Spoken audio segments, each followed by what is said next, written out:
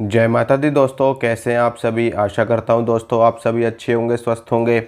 दोस्तों आज मैं आपको ये बताऊंगा कि अगर आप प्राण प्रतिष्ठित मूर्ति के सामने, आप जानते हैं कि प्राण प्रतिष्ठा क्या होती है। जो मूर्ति जागृत होती है, जिस मूर्ति को जगाया जाता है मंत्रों की ऊर्जा से और हवन करके, यज्ञ करके, जिस मूर्ति में प्राण डाले जाते हैं, देवी देवताओं की शक्तियों को आवाहन करके उनको उस मूर्ति में प्रवेश करवाया जाता है, उसको कहा जाता है कि प्राण प्रतिष्ठा।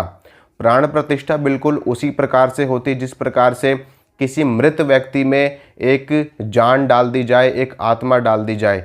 इसी प्रकार से जो मूर्ति होती है, जो देवी देवताओं का स्वरूप होता है, उसमें अगर उस शक्ति को आवाहन करके उसको उस मूर्ति में प्रवेश करा दिया जाए तो उसी को हम कहते हैं जागृत मूर्ति, प्राण प्रतिष्ठित मूर्ति और सिद्ध मूर्ति। अब अगर आप ऐसे स्वरूप के सामने बैठ करके मंत्र का जाप करते हैं तो इसका क्या प्रभाव आपके जीवन पर पड़ता है, इससे आपको लाभ कितना मिलता है और कितना मिलता है, किस हद तक आप लाभ प्राप्त कर सकते हैं। देखिए दोस्तों, मैं आपको बताऊं कि जब भी मंत्र जाप आप कर रहे हो, जब भी आप मंत्र जाप कर रहे हो तो मंत्र आप कितनी संख्या में जाप कर रहे हो, किस भाव से जाप कर रहे हो और किस स्थान पर बैठ करके जाप कर रहे हो, कि वो जिस स्थान पर आप बैठे हो वो स्थान जागृत है या नहीं है, सिद्ध है या नहीं है, वो भूमि कैसी है, आपके सामने जो स्वरूप है वो स्वरूप कैसा है और किस माला से आप जाप कर रहे हो। तो ये सारी चीज़ें मंत्र की सिद्धि पर असर डालती हैं। कहने को तो सब चीज़ें अपनी अपनी जगह पर महत्वपूर्ण है, हर चीज़ की एक अपनी भूमिका होती है, लेकिन अगर आप सिद्ध मूर्ति के सामने बैठ कर के मंत्र का जाप करते तो उसका एक अलग ही प्रभाव आपके जीवन पर पड़ता है। ये बिल्कुल उसी प्रकार से है जैसे कि आप साक्षात भगवान के सामने बैठ कर के उनको पुकार रहे हो।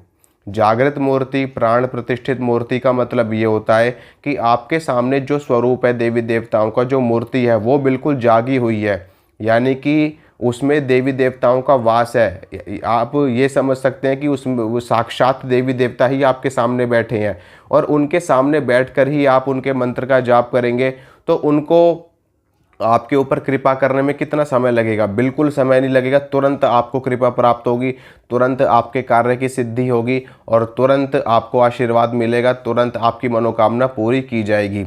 जैसे कि मान लीजिए आपका कोई मित्र है, आप अपने मित्र के सामने बैठ करके उसको आवाज़ लगा करके बुलाते हैं तो आपका मित्र तुरंत बोलता है हाँ क्या काम है। तो इसी प्रकार से जब आप जागृत मूर्ति के सामने, जागृत स्वरूप के सामने बैठ करके मंत्र का जाप करते हैं तो वो स्वरूप भी तुरंत रिएक्ट करता है, तुरंत वो आपके ऊपर कृपा करते हैं और आपसे पूछते हैं बताओ क्या काम है, हमें क्यों पुकार रहे हो, हम तुम्हारी किस प्रकार से तुम्हारी मनोकामना पूरी कर सकते हैं। तो ये चीज़ होती है, इसीलिए कहा जाता है कि मूर्ति को हमेशा प्राण प्रतिष्ठा जरूर करवानी चाहिए ब्राह्मणों द्वारा। जो विद्वान ब्राह्मण होते हैं, जो संस्कृत जानते हैं, जो वेद शास्त्र का ज्ञान रखते हैं, उनके द्वारा मूर्तियों की प्राण प्रतिष्ठा करवा करके तब उसके बाद में वहाँ पर बैठ करके अगर आप जाप करते हैं तो आपको बहुत ज़्यादा फल मिलता है।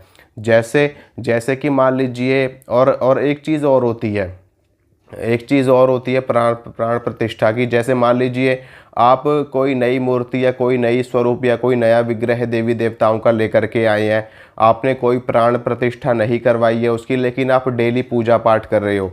तो डेली पूजा पाठ करने से भी जो मूर्ति होती है वो जागृत हो जाती है, सिद्ध हो जाती है, प्राण प्रतिष्ठा उसमें अपने आप हो जाती है। क्योंकि जब आप डेली उनके सामने बैठे हो, डेली आप उनके सामने जोत जला रहे हो, दीपक जला रहे हो, धूप बत्ती जला रहे हो, उनको भोग लगा रहे हो, मंत्रों का जाप कर रहे हो वहाँ पर बैठ करके, तो धीरे धीरे करके वो मूर्ति, वो स्वरूप जागृत हो जाता है, अपने आप ही सिद्ध हो जाता है। तो भी आपको प्राण प्रतिष्ठा करवाने की आवश्यकता नहीं है। प्राण प्रतिष्ठा उनके लिए है कि जो ये चाहते हैं कि तुरंत हमारे स्वरूप में शक्ति प्रवेश कर जाए। ये मान लीजिए आप आज मूर्ति लेकर के आए हो और आप अगर आज ही प्राण प्रतिष्ठा करवा लेते तो आपकी वो मूर्ति आज ही सिद्ध हो जाएगी। और वैसे अपने आप सिद्ध होने में उसको समय लगेगा, 2-4 महीने लगेंगे, वर्षों का समय भी लग सकता है, तो महीनों का समय लग सकता है, कई दिन लग सकते हैं। वो आपकी उपासना पर निर्भर करता है कि आप कितने समय बैठ कर के वहाँ पर जाप कर रहे हैं, कितनी पूजा कर रहे हैं, क्या भाव है आपके। तो वो उसके ऊपर निर्भर करता है। और कई बार तो ऐसा भी होता है कि वर्षों तक मूर्तियां रखी रहती हैं पर वो जागृत नहीं होती, वो सिद्ध नहीं होती, क्योंकि वहाँ पर उनको पूजा पाठ उस हिसाब से मिलती ही नहीं है, मिल ही नहीं पाती। क्योंकि लोग सोचते हैं बस कई लोग ऐसे होते हैं जो सिर्फ जोत बत्ती करने से मतलब रखते हैं, उनको जाप नहीं करना होता। बिना मंत्र जाप के मूर्ति जागृत नहीं होती, मूर्ति सिद्ध नहीं होती है। सिर्फ जोत बत्ती से काम नहीं चलता। हाँ, जोत बत्ती से अगर आपको लाभ लेना है तो आप प्राण प्रतिष्ठित मूर्ति के सामने अगर आप सिर्फ दीपक भी जलाएंगे या सिर्फ धूप बत्ती भी जलाएंगे तो उससे भी आपका कल्याण हो जाएगा, उससे भी आपका मंगल हो जाएगा।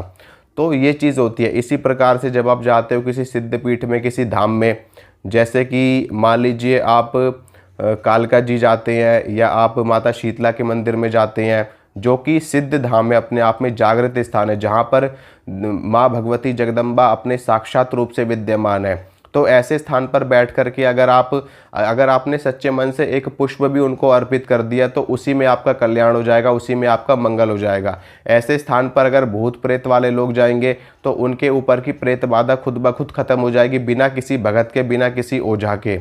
तो ये चीज़ होती है जहाँ पर सिद्ध शक्तियाँ होती हैं, जो जागृत धाम होते हैं, जागृत सिद्धपीठ होते हैं, वहाँ पर बैठ कर के जप करने का और तप करने का ये लाभ होता है कि भूत प्रेत बाधा तुरंत खत्म, अपने आप ही खत्म, जाते ही खत्म हो जाएगी।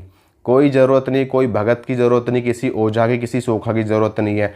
दूसरी चीज़, अगर वहाँ पर आपके पास कुछ भी नहीं है, कुछ भी आपके पास चढ़ाने के लिए नहीं है, तो अगर एक पुष्प भी आप सच्चे मन से, सच्चे भाव से चढ़ा देंगे तो वो भी स्वीकार हो जाएगा और आपको इतना बड़ा लाभ मिलेगा जितना वहाँ पर लोग जो बड़ी बड़ी चीज़ें अर्पित कर रहे हैं, बड़े बड़े भोग लगा रहे हैं, बड़े बड़े दान कर रहे हैं, बड़े बड़ी सोने चांदी की चीज़ें अर्पित कर रहे हैं, उतना ही लाभ मिल जाएगा आपको सिर्फ और सिर्फ एक पुष्प अर्पित करने से। लेकिन सच्चे मन से, सच्चे भाव से आपको चढ़ाना होगा। आप जानते हैं कि अकबर ने भी सोने का छत्र चढ़ाया था, लेकिन अहंकार में आकर के चढ़ाया था, घमंड में चढ़ाया था, बिना भाव के चढ़ाया था, तो देखो उसका क्या हाल है।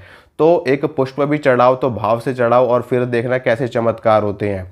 तो मैं आपको बता रहा हूँ कि मंत्र का जाप अगर आप जागृत मूर्ति के सामने करते हैं तो वो मंत्र आपका इतनी जल्दी असर दिखाता है। एक तरीके से मान लीजिए जब आप मंत्र का जाप करेंगे, मंत्र का जाप आप जानते हो कि मंत्र का जाप करोगे तो ध्वनि की तरंगें उत्पन्न होती है, ध्वनि से तरंगें उत्पन्न होती हैं और वो तरंगे जब उस जागृत शक्ति से जाकर के टकराती हैं, मूर्ति से टकराती हैं, तो वो लौट करके कई गुना पावर के साथ में, कई गुना शक्ति के साथ में आपके पास वापस आती है। आप जानते हैं कि हर क्रिया की एक प्रतिक्रिया होती है, हर एक्शन का एक रिएक्शन होता है। तो जब वो मंत्र दोबारा से लौट करके, उसकी ऊर्जा दोबारा से लौट करके आपके पास आती है, आपने अपनी शक्ति से ऊर्जा छोड़ी, आपने अपनी शक्ति से तरंगे छोड़ी, वो तरंगे देवी देवताओं के पास में गई, तो देवी देवता जब अपनी ऊर्जा से वो तरंगे वापस आपके पास भेजते हैं तो वो इतनी ज़्यादा बलिष्ठ होती है, इतनी ज़्यादा शक्तिशाली होती है। आपका अपना सामर्थ्य है, भगवान का अपना सामर्थ्य है। और भगवान का सामर्थ्य क्या है, ये आप सभी लोग जानते हैं कि भगवान सिर्फ इच्छा मात्र से सृष्टि की रचना कर देते हैं, इच्छा मात्र से सृष्टि का संहार कर देते हैं और इच्छा मात्र से ही सृष्टि का पालन कर देते हैं। तो आप जब भगवान के सामने एक तरीके से बैठ कर के जाप कर रहे हो तो आपको कितना ज़्यादा लाभ मिलेगा। आप करिए और आप खुद देखेंगे कि क्या चमत्कार आपको देखने को मिलता है। मैं आपको क्या ही बताऊं अपने मुंह से। तो इसी के साथ मैं इजाज़त चाहता हूं। अगर आपको मेरे द्वारा दी गई जानकारी अच्छी लगती, पसंद आती तो वीडियो को लाइक करना, शेयर करना, चैनल को ज़्यादा से ज़्यादा सब्सक्राइब करना। मिलेंगे अगली वीडियो में। जय माता दी।